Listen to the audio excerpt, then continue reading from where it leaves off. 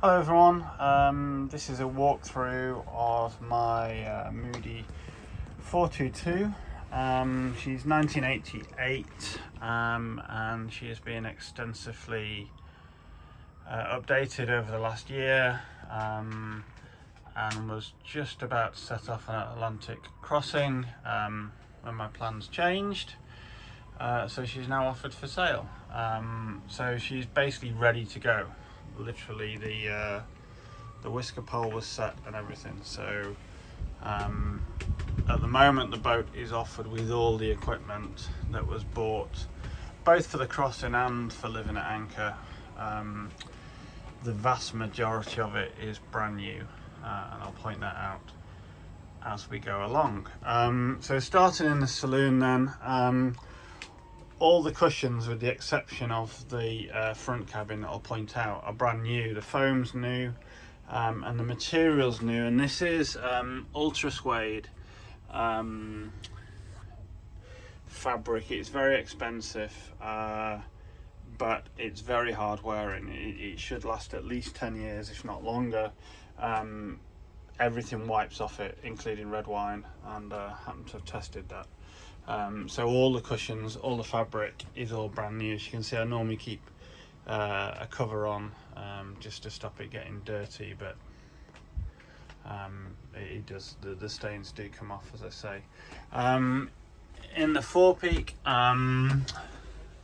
it's a bit of a glory hole at the moment. The membranes for the Rainman water maker.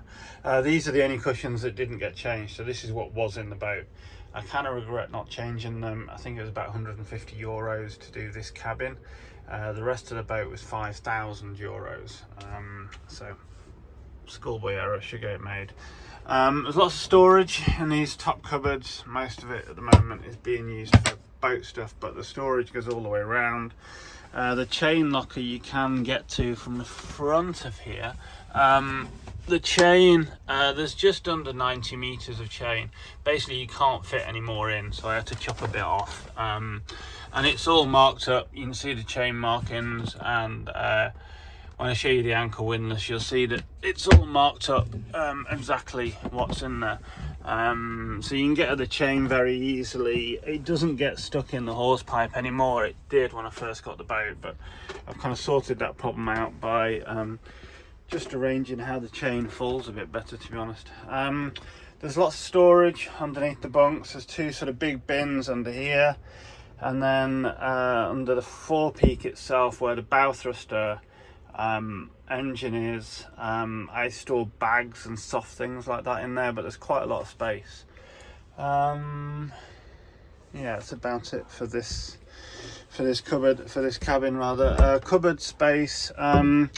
There's a fair bit. Thing to be noted on Moody's is anywhere where you get hull, it's lined in this sort of carpet material, which means we don't get condensation, which is really good. So you can leave towels and things around and they're not going to get damp. There's a lack of shelving, basically, I think, on this boat. So what I've done, and I'll show you in the aft cabin, but bought these sort of fabric shelves which hang up, do a really good job. So you can hang clothes and use those fabric shelves. This is the forward head, which isn't in use at the moment. It's a head and a shower. If you see the old original fittings for the shower there, I'll show you the new fittings. The new fittings fitted aft, and I've got one in a box for here, just needs fitting. All works, all drains, all the lights. So I'll show you a different light, but the light in here goes red and white, but I'll show you on a different one. The head's turned off. Basically what I do is flush the head through from the seawater intake, so that it doesn't get any smell in it, and then I shut the whole thing off so it's ready to go whenever it needs to.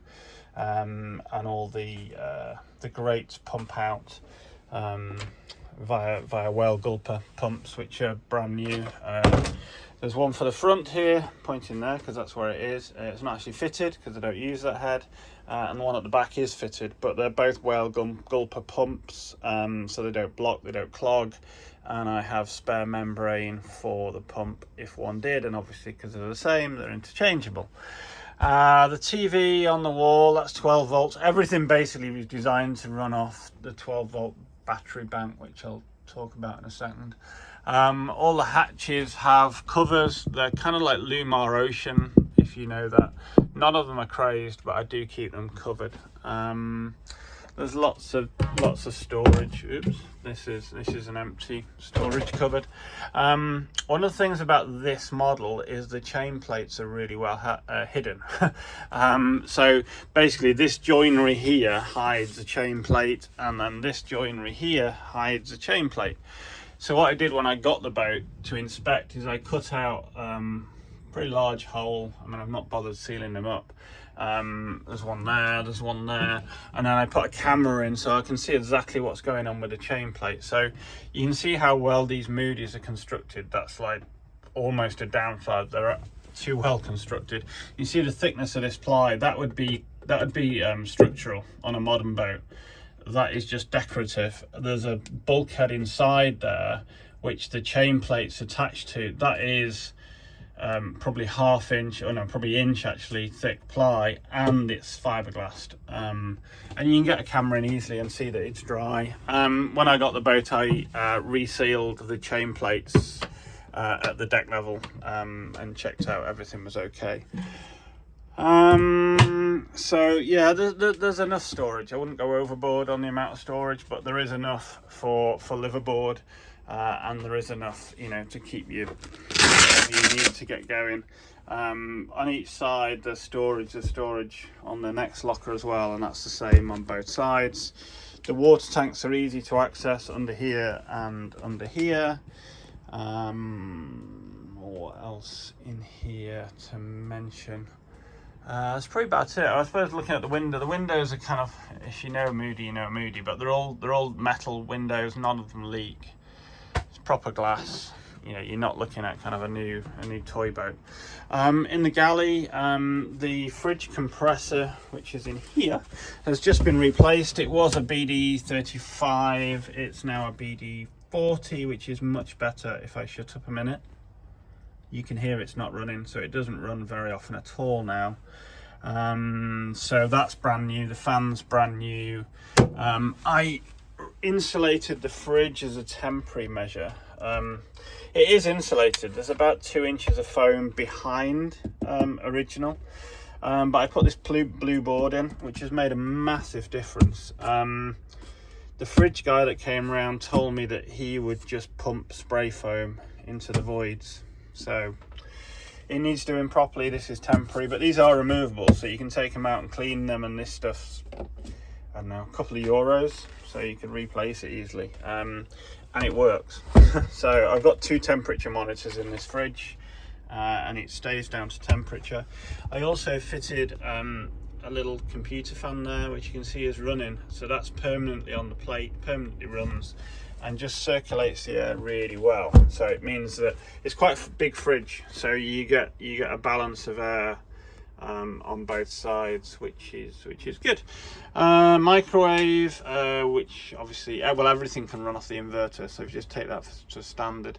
I kind of wanted to run the boat on electric, not to use gas, not to use diesel, not to use petrol, so the inverter is sized to be able to cook on electric, basically. Come around, there's new lights been fitted. The oven, the gas is still in place, and it's serviced, and there's a cut-off valve. I don't use it at the moment. If I've got the battery power, or now I'm on shore power, then I cook on electric. There's one stored there. There's 2 induction hobs. There's an air fryer, there's a microwave, and there's a grill. So you can pretty much cook on electric. There's plenty of storage in the galley itself, and I store food behind there, and also in a big box in the companionway, which I will show you. There's more storage under there, which has kind of become the wine store. In the sink, this is a Seagull 4 water filter. If you're not familiar with them, Google them. They are the best water filters you can get. Basically, when it gets slow, which this is slow, let me turn it on. That is slow. If I turn the cold water tap on, you'll see it's slow. When it gets slow, it means that the filter's getting blocked and you need to replace it. So I have got a spare filter, it's a job to be done. But that filters out everything, bacteria, legionnaires, blah, everything. So you don't need to buy drinking water, you just use that tap. Seagull, for Google it, they're like about 600, 700 euros, something. They're quite expensive, but they do the job and they'll last forever. This tap's new, it kind of goes for both sinks and does the job fine. When I fitted all this, I replaced all the tubing that's under the sink. Most of the pipe work on the boat is like the solid plastic pipe work. I'll try and point it out somewhere. Like Hep2O would be a current brand, but where it's not, that pipe work has pretty much been replaced. There's a carbon monoxide detector and a smoke alarm in every cabin, so that's fine. Access to the front of the engine is here. This is the motor for the Rainman water maker. I'll show you in the engine room, but what I've done is plumbed in a saltwater feed, so it can basically live there, or you can take it out on deck. And the inverter will run this. It's the only way it's been run, actually, is off the inverter when we've been on anchor. So it's 120-ish, 120 odd litres an hour. So you really only need it on for an hour and a half. It's pickled at the moment. That's the milky looking stuff in the pipe work, so it's all ready to go. There's a new filter in it. There's loads of filters on board. There's loads of pickling material. It's just all ready to rock and roll. In terms of the chart term, let me turn the lights on in the engine space. Not much of this is new. Wherever there's new wiring, I have used tinned copper, and even though these are breakers and they do work, I have fused as well. Some of it's new, most of it isn't. The sort of instruments are all Raymarine. They're all reasonably new. If I put the VHF on, for example, there's an AIS which is Raymarine. Basically I've changed it so when you put the VHF breaker on, the AIS comes on, so you can leave the VHF off and the AIS on, which is what I like to do at anchor so people can see me. There's a backup GPS standalone B&G there with an antenna on the transom. Big chart table, full-size chart. The boat's from that era, basically. I said that I like to drive everything off the batteries, off DC. Just this little converter here, will charge computers and whatever you want to charge. Victron, BMV, battery monitor, all the Victron stuff on board, with the exception of one thing, is Bluetooth, so you can look it up on your phone. Yeah, I think that's probably it for here. Right, the corridor. This is bunk beds, so it would normally be sleeping space. I ditch the mattresses and use it for storage. I think this is probably a good place for sleeping underway. Oh, I did forget to mention, because that's what I did. Sleeping underway, both of these, this one and this one, have both got lee cloths, and the points are all there. Works really well. I slept on this one on passage. Even when you're on the leeward side, it's fine, holds you in fine. But this would be really good if you had crew, I think. So I'd probably change these storage bins into the forepeak, and get an IKEA mattress or something, bang it there. Either way, it works as it is, and as you can see, there's lee cloths that holds everything in. We've been in some reasonably sharp conditions where things are going flying and nothing's moved, so it's all good. At the top, this is the freezer, so it's an Engel unit. This is AAA energy efficient. It just happens to be running at the moment, but there you go. But as you can see, that's at -18, and it's full, actually. It's pretty big, and holds a shed load of stuff, and it's pretty efficient. It probably needs defrosting now, maybe once a month, something like that, not very often. The wiring, it plugs in via 12 volts, and if you can see it down there, there's a cigarette lighter socket. All the wiring is switchable, and I say any wiring that I put in is fused and is tinned copper. Yeah, nothing else to see in here. Oh, maybe a little bit. There's a wet locker here in the corridor. So it's a wet locker. It drains into the engine room. Cupboard up here for safety gear, and then side engine access down here. So let me show you that. See the lights on. So side engine access is really good. Nice to get at fuel filters and stuff on the other side. I'll show you a better view of in here in a moment, but yeah, it's all dry. The engine is from a UK company called Marine Power Solutions. It's basically a Chinese copy. There's people in Holland that do them, there's people in Germany that do them. It's really good, actually, to my surprise. It's just super solid. I mean, look at the size of the starter motor. You know, I'll show you from the other side, but actually quite impressed with it. There's no turbo. It's just one of those, you know, chug things. The alternator works fine. I'll tell you about the arrangement, but the alternator works fine with the lithiums. It just works. You can see the top of a Raycor filter over there, which I'll show you from the other side, which is a recent addition. Oh, fire extinguishers. Well, I'm looking at one I didn't mention. So basically in Portugal, you have to have your fire extinguishers certified every year. So I decided to follow the law and had my fire extinguishers all sent off to the bomberos, to the fire brigade. I think 3 of them failed and 3 came back certified. So basically I'm now back in the saloon to show you. So we've got a big fire extinguisher, a big fire extinguisher, a fire blanket. They're all either new or they're certified in the last 6 months, 10 months maybe, something like that. Certainly not more than a year. So the fire stuff is really good. The flares are all in date. That's the flare box that I forgot to mention. So they're all in date, and it's basically what you would need for the Arc is what I followed on that one.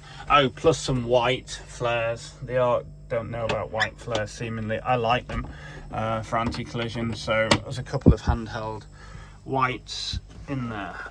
Okay, the back cabin. 12 volt fans, 2 of, 12 volt reading lights, 2 of. Again, all the fabric's new, the headboard's new, the mattress, the bed mattress is new. I'll get down to it and show you. Same material, same foam, and then there's a topper. We'll get to it. There's a topper, which just adds a little bit of comfort. Loads of storage under here and behind here, which is where all my dirty clothes are at the moment, so I won't show you. There's a TV in this cabin, and that's the carbon monoxide alarm, and that's the smoke alarm in the right places. What else to say in here? I can show you a hanging. So I mentioned that the lacquer sort of shelves. So this is one of those. There's a few hanging around the boat. It's not in use, to be used for shelves for decent storage. Yeah, there's a separate video, so I'm not going to do it, but underneath this bit of the bed is the Victron stuff, the batteries and the hot water tank, so you can see that in a separate video.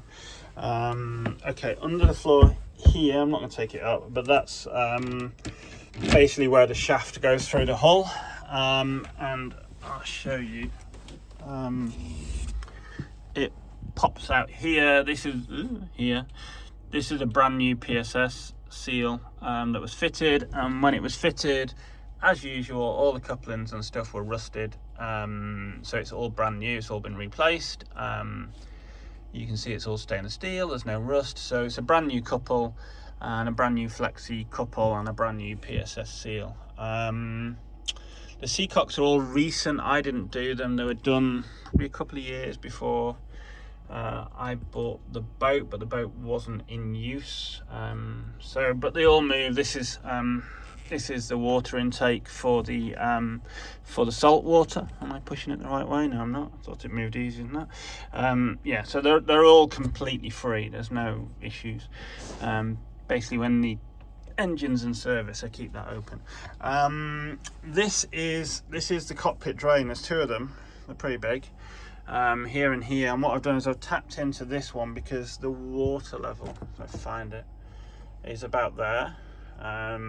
So that's the water level to the boat. So the idea is that this is a saltwater intake. You can see there's a pretty sturdy turned off valve on it. This goes to this pump, which is pressure activated pump with its own fuse and its own on-off switch. It just needs finishing off. I've got the stuff to go on here, but the idea is that that's a saltwater hose and or a supply to the water maker to save taking that outside. Engine, back to the engine. So basically, when they get these Chinese engines, they kind of replace the bits that hang off them. So if you look at the size of this oil filter, it's absolutely huge. So when I went looking for them, they're readily available. They're basically off tractors or industrial machinery. So I can't remember which is which. The fuel filter's off something, and the oil filter's off something else, like a tractor. There's an oil extraction pump. It's really easy to work on the engine. The impeller's at the other end, and I say that door opens. If you're familiar with Racor filters, that's a Racor 500. If not, look them up. They are extremely good. I've got a story as to how good they are on a different boat, so that's why I fitted one. The fuel system therefore is brand new. The fuel hose is brand new. I fitted an electric pump, both as a lift pump and also to act as a fuel cleaning system. It's on a 3-way switch, so it's off at the moment. It can be permanently on or it can be ignition on, and as you can see, can I zoom in? Oh yeah, look at that. As you can see, I fitted a valve on the bottom of the Racor for fuel takeoff, so it's really easy to drain off fuel and check the quality and all the rest of it. So Victron, blue boxes on the wall. I never really designed the boat to be charged from the mains, so I fitted a relatively small 30 amp Victron charger, and then when I bought the generator I thought 30 amps isn't very much, and what you can do with these chargers, you can couple them up to 10 and they talk to each other. So basically that's two 30 amp chargers, they synchronize, and they'll also synchronize with the MPPT controller. So you know, if you say go up to whatever 14 volts, then they'll all go to 14 volts. Galvanic isolator, new RCDs, English language, earth strips in anybody else's language, one for the shore power, one for the inverter, and a switch over shore to inverter. There's a gulper pump. I mentioned there's another one for the front. So they're interchangeable therefore, and there's a spare diaphragm kit. The main cold water pump here is also brand new, and the idea was that it's interchangeable as well with this salt water pump, so if it happens to break, it would be easy to interchange out very quickly. Yeah, that's about it really. No leaks anywhere. No leaks in the engine room. No, nothing. So the heads. Yeah, I didn't change the head, but it's pretty recent. Works fine. The internal gubbins of the pump, that is, has been serviced on both heads, so it's both brand new, and there's a spare, at least one spare kit. I think there might be two. This shower works really well. It dries out in the kind of climate I'm in here in the Canaries. It dries within an hour or so. So I didn't think it'd be very good using it as one room, but actually it's just perfect. So this is the tap that I've replaced. So obviously, you know, hot, cold, jobby, and then it comes out and then it hangs up on the wall. So get the gist of it. So I say there's one of those to fit for the back if you want to, or just keep it as a spare. Can't think of anything else to say in here. It is a head. Yeah, the inverter is behind there. So let me just go through the specs of the electrics in case I don't do it in the other video. So it's lithium batteries. There's 400 amps at 12 volts. There is ish 900 watts of solar panels. I'll explain that when I go outside. There's an MPPT controller, everything's Victron then. MPPT controller, battery protect, which stops the batteries running down below a certain level, a DC to DC converter, which is how the alternator charges the batteries, and I'm missing a box, maybe I'm not, and all the cabling in there is brand new. It's all tinned copper or very thick copper, stranded obviously, all fused, mainly the heavy duty fuses are A&L fuses. That's pretty much what I fit. Yeah, that's about it really, I think, unless you've got a question. And so that's pretty much the inside of the boat. I've got all the floors are screwed down, but I have used this floor that's kind of, oh, there's beer under there, I've just remembered, I need some. There's beer under the floor and various bits and bobs. Yeah, and so that basically is the inside of the boat. I'll do a separate video, because this one's already 25 minutes, showing the outside.